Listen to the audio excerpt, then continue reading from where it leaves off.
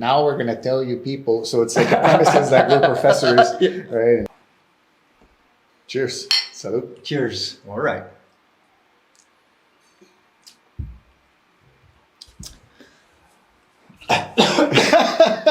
Man, that's how you start a podcast right here, man. You start out with this.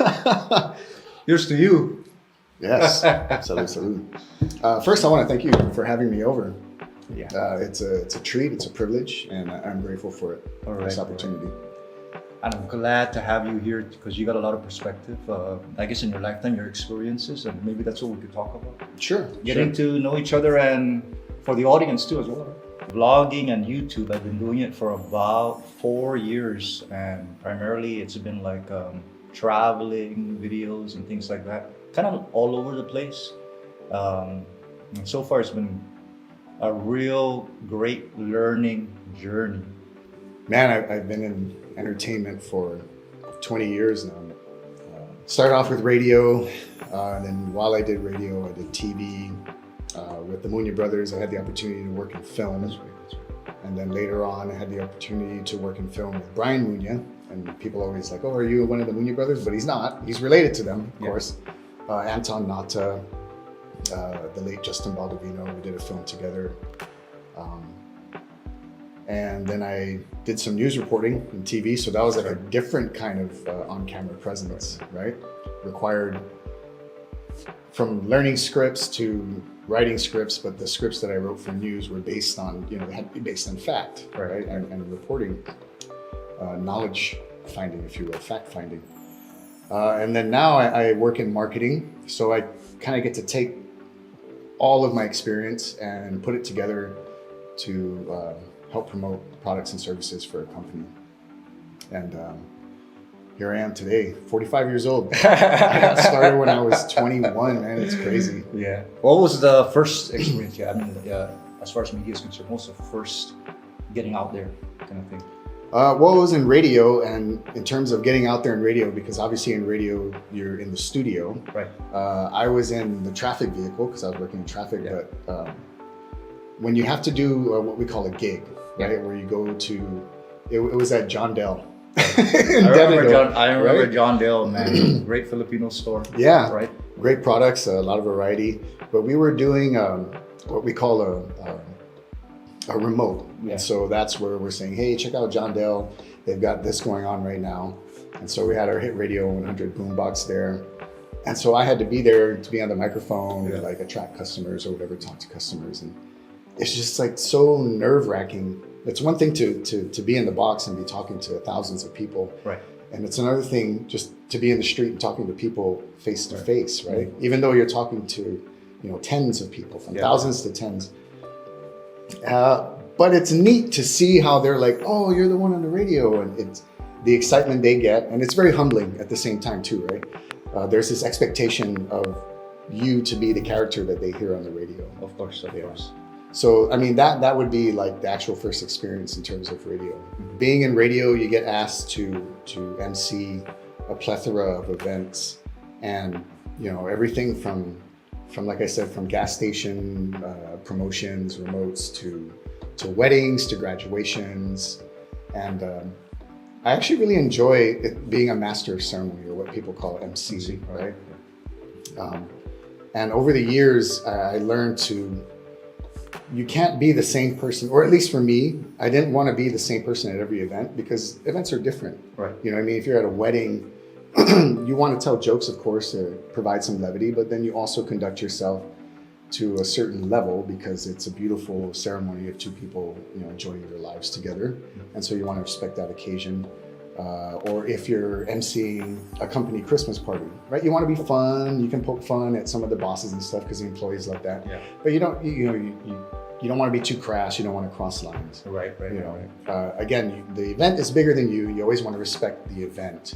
Growing up, did you always feel like you wanted to do this kind of like? No, I didn't. Yeah. I was always kind of like a jokester, always making fun. My cousins and I growing up, we always made each other laugh. We even did like mock shows, even though we didn't have a camera running or anything like that. We do those kind of things. In high school, or even before high school, I did music theater, right? Mm-hmm. My mom was a huge influence and a source of encouragement to do stage plays. And one of the most difficult things to do because you have to memorize your lines and it's all live. So if you mess up, everybody in the audience knows that you messed up, right? And so because I had that background, and then being friends with Andy Wheeler, working together with him at Tarza, and then, you know, he got into radio. He's in the States now. Okay. Yeah. So I remember Andy. He's doing a lot better. He had to leave for medical reasons. Yeah. It's my Howie brother. We've been friends since 1998. But he got into radio, and then one day he was like, "Man, you gotta meet my coworker Chris Barnett. I think the two of you really get along." Right? Oh, yeah, there you go. And then just one random day, I was out and I ran into Andy. Like, "Hey, what's up?" And he was doing a gig. They were at Hard Rock Cafe, and he goes, "Come meet Chris." And I met Chris, and we went outside to have a cigarette and talk, and we ended up talking for like 2 hours. It was crazy. Yeah. And then after that, I became one of the trio in the Malafunkshun Boys. Yeah, Malafunkshun. Yeah. And quite a run you had with Malafunkshun. To this day? Yeah. We use it. It's part of our lexicon now here in Guam, right? Malafunkshun. The cool thing with that is it was Chris's lexicon in his family because it came from one of his uncles. And his uncle used to always tell him, "Boy, you're so malfunctioned." And so it's really cool how this iconic brand, if you will, came from an authentic source, right? And I give all the credit to Chris in terms of creating the Malafunkshun Boys. But the really cool thing about the trio was that each of the three of us brought our own style to it, and we were able to mesh it together, right? Andy was like that Hauli on Guam, Chamauli, right? He brought that kind of attitude and that perspective, you know what I mean? I brought the perspective. I lived in the States, and so I came back and I had this whole cultural mashup when I was living in Tacoma, Washington. And then you had Chris, who was kind of like, he brought and he brought that choddy aspect to it. But then we all kind of created our own chod character. But the thing with Chris, he was always very intelligent, always very well spoken, right? But we were able to bring it down to the level that we remembered when we were growing up. All of the people always ask us, "Where'd you come up with the ideas?" It's like we would just be talking to each other about our upbringing, or Andy would be talking about his experiences on Guam because he made friends with everybody. Right. And so, and then we'd like laugh and like, we should do something about that. And so we'd come together and we'd write. We would work like 16-hour days because after the radio station closed, we would stay there and we would produce skits and everything. You know, Malafunkshun, right? It's very interesting because imagine if we had all the reach of social media back then. In those days, it would have been crazy. I mean, talk about viral videos, you know. Yeah. And the cool thing, because sometimes we have these discussions and I tell them, when we were doing what we did and we came out, before we even came out with our CDs, again, this is something, about that, right? Yeah. CDs were at comic book, we're published, it's crazy. But people would tell us, and again, this is so humbling. They would record the radio show and then they would send it to their relatives, like in the States, or of course, a lot of people have family in the military. They would send it to their sons and daughters wherever they were stationed. As far as Germany, you know what I mean? We would get emails from people in Germany saying, "Hey, I caught your show. My family recorded, sent to me. Freaking hilarious," you know? And so imagine we had that kind of reach back then.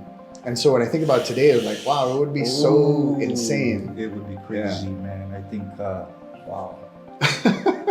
And it's just like with a click of a button today, you can reach the world. And I remember the shirts too, the Malafunkshun shirts, and even at school, everybody was talking about it. It was that was viral before the term viral existed. Yeah, man. I mean, everybody knows Malafunkshun. If you're from Guam, actually, if you're from this area, the Pacific, you know Malafunkshun. It went everywhere, man. It's crazy because you got people from one end of the U.S. to Guam to Japan. I mean, it was a great run, and I just can imagine if that was new right now, man, it would just be. It would be interesting to see. It would be interesting to see if there were talent out there that could take what we were doing and build on that. I would be all for that. I think that would be really cool. Because how did you know that you guys had something? What was it? There must have been a moment where you were like, you know what? We got not something like you just want to show off, but you knew something was happening. Okay, so two things, right, to answer that question. One was we had a program director who was basically our boss on the radio. We worked with him, CC Cruz. Okay. Controversial character, right? Right. It doesn't change the fact that he came from Texas, and he worked for a radio station that was in a huge market. So that radio station's listenership was over 1 million people listening. Yeah. So he had an idea of how a successful radio station should be run. And it started with Chris, right? And Andy, when they started working together, and CC he noticed like this thing is really gaining traction. I don't know where Chris's mind was at the time. I'm bringing my perspective, right? Because Chris is very confident. He was doing it at an AM station prior to that. Right. It was Isla 61. That's right. Right. That's where he started Malafunction. I think it was with John Savaras. Right. And so he kind of knew he had something there. But when we brought it to a more popular format, they call it CHR Top 40, a radio station where we're playing top 40 hits and stuff like that. The sheer number of requests that would come in for the skits. So it was a double thing. Like CC Cruz recognized it. He helped us refine it. He was like, hey, this skit is great. It's too long. You need to cut it down to like a minute and a half. And so even back then, if you look at social media now with like TikTok or like Instagram, even YouTube Shorts, right? There's this algorithm and understanding of short attention spans, right? So even back then, CC Cruz understood like your skits are great, but you need to make them shorter. Like you can't give them anything. If you have a really long skit, then you can cut it up into like 3 parts. Right. You know what I mean? Then it gives that skit longer life, but then it allows for more people to actually tune in for the whole thing because you're shortening the attention span. Funny or not. And so that in itself was also like, it's a leveling of the ego. Like, okay, we understand we want to do this thing. We really love this idea, but we know that for our listeners, we need to keep it short and we need to refine it. So it was him saying, this is amazing what you guys are doing. I want to help you craft it, right? And hone it. And then the other part was when we'd go out, and people would just like, they'd see us and they'd just start laughing. Was it when you first experienced that kind of notoriety? Did you go to school? What happened when you were like, oh? You know, it's because you guys were doing. You guys are doing shows everywhere. Man. Yeah, it's like, schools was one of the more difficult places to go because we go like for assemblies and stuff like that. Yeah, and that was like like and the auditorium's like, or the gym's like, the kids like, then we perform and they'd be into it, they'd be dancing, and then literally we're like signing autographs. That's awesome, man. That's awesome. That's great. I think about it now and I like laugh, but yeah, again, it's like so humbling. It's like, here are these kids who listen to us on the radio, and then they see us and they want our autograph so they can show it off. When I worked at Adai, the communications department there, I had this guy who was like, man, you don't understand. Like, one day my kids came home and they were like screaming, Dad, Dad, Dad. And I came out, I was like, what's wrong? And they were like, I got it. And they were like, what did you get? And he's like, Malafunkshun's autograph. Man, you know what I mean? So and then that's another cool thing about the Malafunction brand was it was family friendly. Right. And that, I think that was one of the key elements of our success, because we weren't the only popular radio hosts. But the fact that you guys were it. You guys were it. Thank you. I'm being honest with you, that in that period, you guys took it all. I mean, everybody. I still remember the GWA. That's one of the greatest pranks on Guam, man. If you don't know that one. Jiro. The reason why not an account number. The reason why I really remember that one because the way he did the voice kind of reminds me of the way my father-in-law sounds. Just like Mr. Cool, kind of just, like your typical Guam employee. And then I'm like, man, what a great run. How long did it? 9 years, at least. That's a long time. The trio was together, and then I left the trio when we were at I-94. We were there for a couple of years, and then I left, and so it was the two of them. But then by then, we had started to kind of. Who was the weakest link in this group? There was none, because the three of us, and that's also what expanded the listenership. It was because each of us brought our own. Together we had an appeal. Yeah. And then individually there were people that liked, like, oh, who's your favorite, whatever. Yeah. Ultimately, that added to the total number of people that were fans of the show and the content that we brought to the table, and each of us, all three of us, took part in writing, lines in the skits, or later on we really put out a lot of satirical music, right? And so there was no weakest link in that sense. But again, I think the fact that we were family friendly, I think was one of the biggest assets that we had, because Nana, and mom and dad and the grandkids, and all the kids could listen at the same time. And that was also part of the strategy, part of the formula in terms of Hit Radio 100 as a whole, being the #1 station. It's like you could play it in a bank, you know what I mean, or you could play it in the mechanic's shop, and it worked. So it's really cool, these layers of strategies. And so again, all of that in my background, bringing that to the job that I have now, and doing my best to understand demographics, and because I work for Triple J, and cars, and even with cars, there's a layer of like customer base and demographic, right? Everything from a Kia Rio or a Kia Soul to an Acura MDX, right? Or a Lincoln Navigator. It's not the same customer that's going to buy everything. They're different levels. And so I have a lot of fun with that. Like, well, how can we make this more appealing to this demographic, this customer base, and whatever. And then I treat working for the dealership like I did for the radio station. It's like, I want us to be #1. And so that's my competitive nature. Right, because I mean, it's one of those rare things when you get everything converging, especially when you guys did Malafunkshun. So when it was just the right time, I guess. That too. It was just the start of a little bit of social media. But really that social media was just, you guys were just on the radio primarily. Yeah, I mean, I remember we were at Hit Radio, and then we transitioned to I-94, and that first year that we transitioned, during that first year, MySpace came out. Right. So we created MySpace accounts, and then shortly thereafter, 2008, then you had Facebook. That's when Facebook first came out. So Instagram wasn't even a thing when we were still a trio on the radio. Yeah. So I can't imagine if Instagram became a thing. And the platform is MySpace still around? No, it's not. Well, I don't know if it is. What did you have, like 1 million followers? Not even. Because it wasn't, like, people knew it, but it wasn't the way it is now. People don't use it. People didn't use it back then the way they use it. I think back then they were like using it to connect with their classmate or something. Stuff like that. And then MySpace was also kind of like, it was actually pretty cool because it was a creator, for me it was like a music creator based thing, because I remember when you'd click on the profile and it would open up their song, whatever song you wanted would start playing, and then you could create music and you could put a playlist on your page. And then Facebook was pretty much just messages, and you would scroll, and I don't even think you could post pictures yet at the time. So one of the ones that's near and dear to my heart, which was not really very popular, but Chris and I did these characters called Professors Bobak and Tsu. And these are very funny. We know. I mean, I know the whole story behind it. I know what you're talking about. You don't even have to do the skit or anything, but I'm already can envision what's going to happen when you tell us about it. Yeah, and he's like, now we're going to tell you people. So it's like the premise is that we're professors, right? And we're going to tell you people about how the Chamorro people built the Laddie stone, right? And that's Professor Bobak, and I'm Tsu, and I come in like, they didn't just push it, da da da da.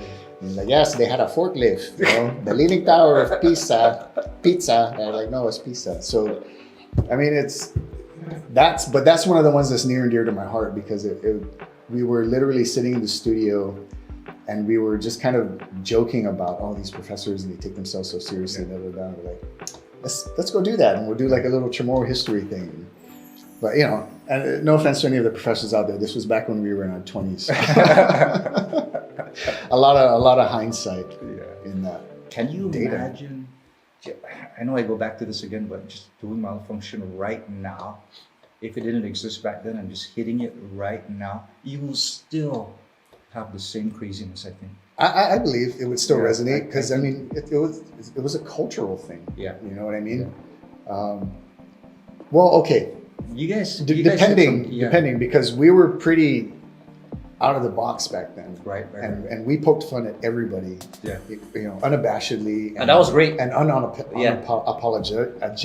unapologetically. Right. Whereas today, I think we would step on a lot of toes. That's okay. And That's people okay. would get hurt, and we might get canceled. I don't know. Possibly, but you know, I mean, controversy is always a great thing. You know, when you're doing something, especially in the media. Right? I agree, and that's one of the formulas.